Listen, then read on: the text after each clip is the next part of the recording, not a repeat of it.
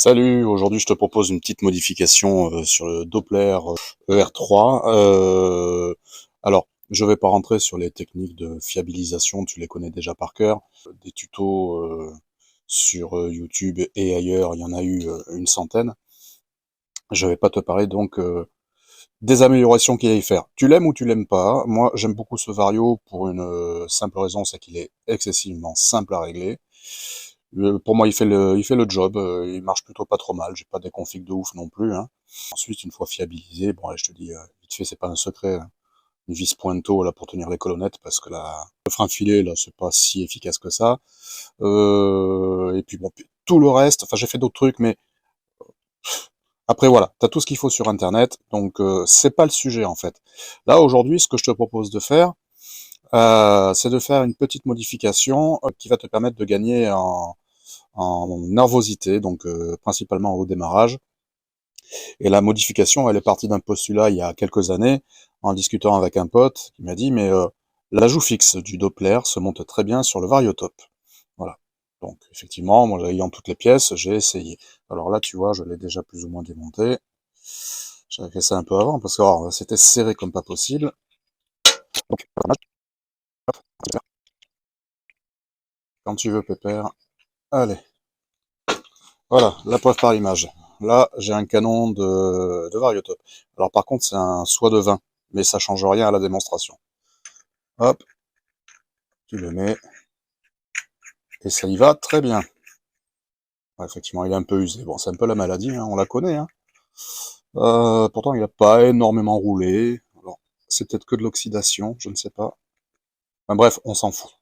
Bon, il va rerouler quoi qu'il arrive, de toute façon. Au pire des cas, ça je le changerai. Bon, donc tu vois, joue fixe, Doppler, sur canon Variotop. Donc je me suis dit, bah écoute, pourquoi ne pas essayer de faire un Doppler, le R3, et de récupérer le canon du Malossi, ce qui me permettrait non pas d'avoir un canon en 28, ça c'est un canon en 28, et là ça me permettrait donc d'avoir un canon en 25. Voilà. Si tu arrives à bien mettre ta courroie, ni trop ni trop peu, ça te permettra voilà, d'avoir des démarrages un petit peu plus sympathiques.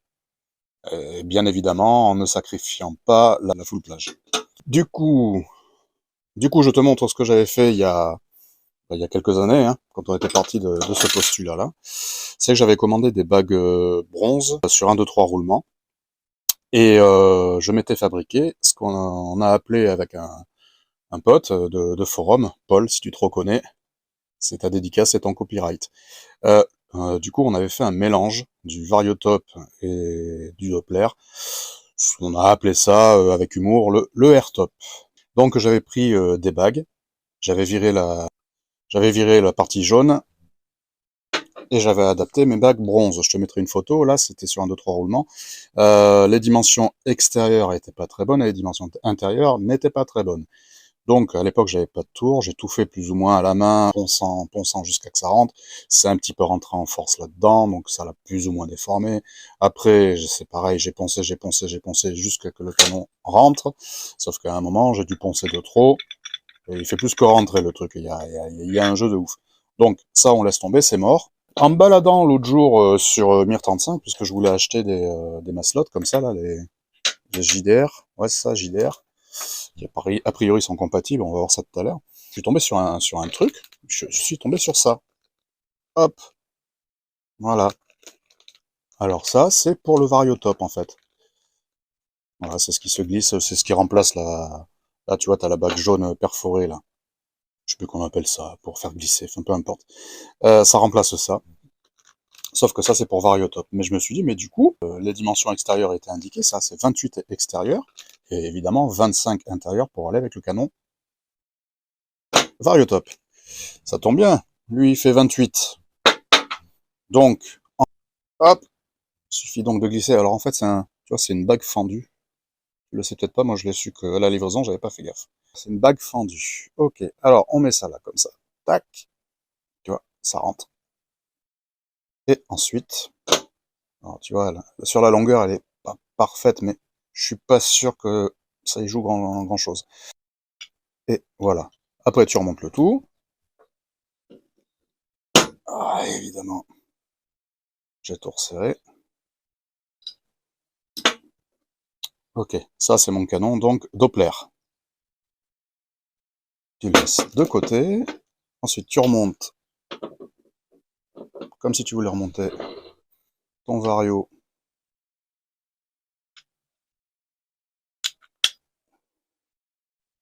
Voilà.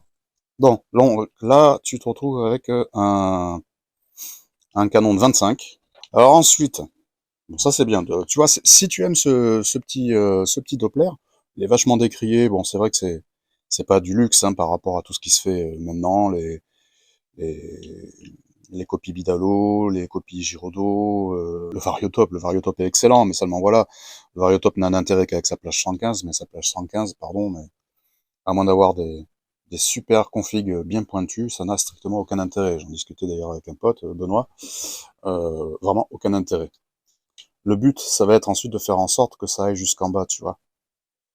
Là, tu vois pas, mais que j'ai un canon en 28 ou que j'ai un canon en 25, là, ça me sert à rien. Alors, il faut pas que je sois contre le canon, mais il faut que j'aille au plus bas. Il y a longtemps, j'avais eu le cas sur le Doppler, j'avais fait usiner une rondelle, j'avais pas de tour à ce moment-là, j'avais fait usiner une rondelle qui en fait m'écartait un petit peu cette partie-là, et ce qui me permettait en fait on va schématiser ça comme ça me permettait d'avoir avec cette rondelle non pas un écart comme ça, mais comme ça. Bon, c'est pas le bon, enfin si t'as compris quoi. Et surtout, avec la rondelle, je pouvais passer par-dessus et fermer complètement. C'est-à-dire qu'en fait, la rondelle, elle se mettait là, ne dépassait pas le diamètre du canon. Donc, ma courroie, alors j'avais calculé plus ou moins, hein, l'épaisseur, elle avait pas été faite au hasard, donc ma courroie arrivait au maximum possible en bas. Bon, sauf que je pense que tu connais Moped 84, j'espère que je me trompe pas. Moped 84 avait expliqué, c'était sur le Variotop, mais c'est le même principe, que pour adapter le diamètre de ta courroie, pas la peine de se faire chier avec des rondelles dans tous les sens, c'était ultra simple, c'est-à-dire qu'en gros, tu desserrais, enfin, imagine la même chose sur le Variotop, hein. Tu desserres, tu desserres, tu desserres, donc en fait, tu augmentes l'écartement, je vais faire volontairement d'une façon extrême, voilà. Là, ça serait bien, j'imagine, pour une courroie en 17. Et ensuite, tu serres ici. Voilà. Et en serrant cette partie-là, à l'envers, en serrant cette partie-là bien comme il faut, tu bloques en fait. Tu bloques et a priori, bon moi j'ai pas essayé cette technique, mais a priori, après ça ne bouge plus. Donc du coup tu prends ta courroie, tu fais un petit test. Voilà, tu vois j'ai trop... Mais bon, clairement je vais en bas. On va essayer de trouver un compromis. Là tu vois c'est déjà un peu mieux. Et voyons voir juste un truc. Je te fais un peu un cadrage de merde. Là tu vois ça serait pas mal. Alors par précaution, je vais peut-être pas aller aussi bas. Rajouter un peu.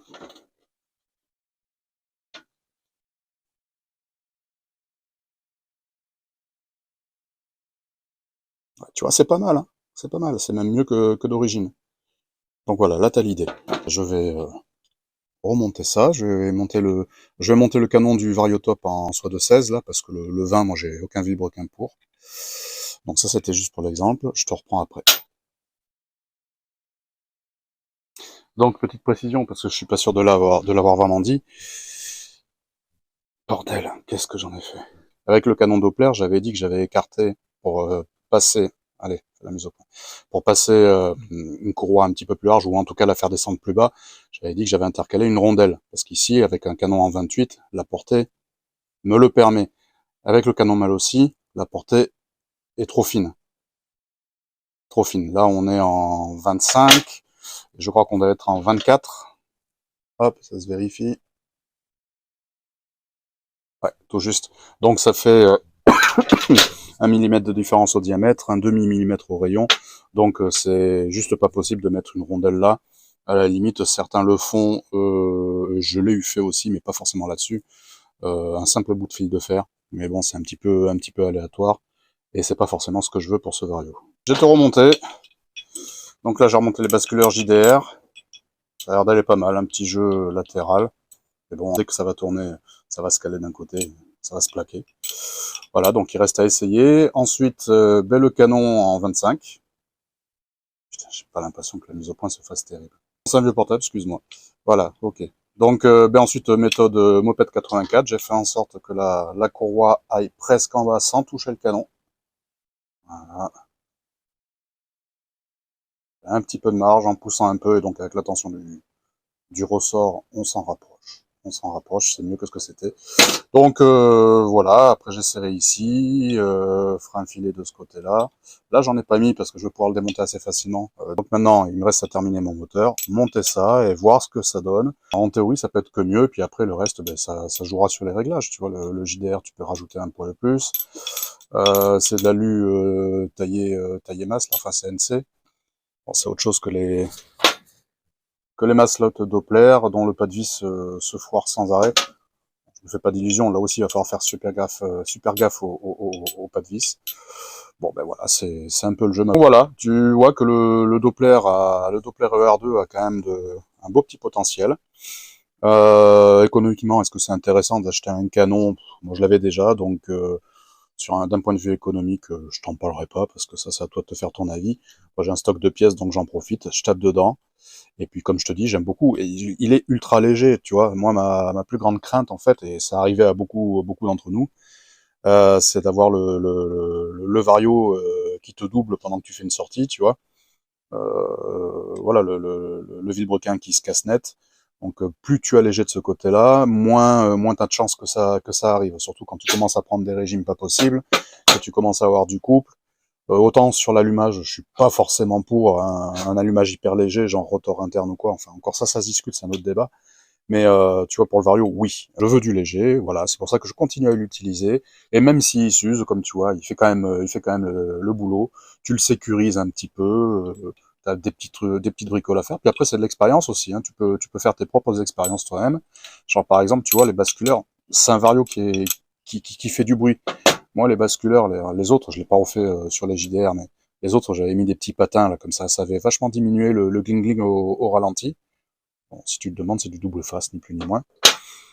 Voilà, voilà. Donc, eh ben, écoute, eh ben, on se reprendra pour un essai, soit à la suite, soit dans une autre vidéo.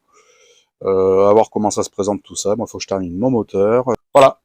On verra ce que ça donne. Allez, salut!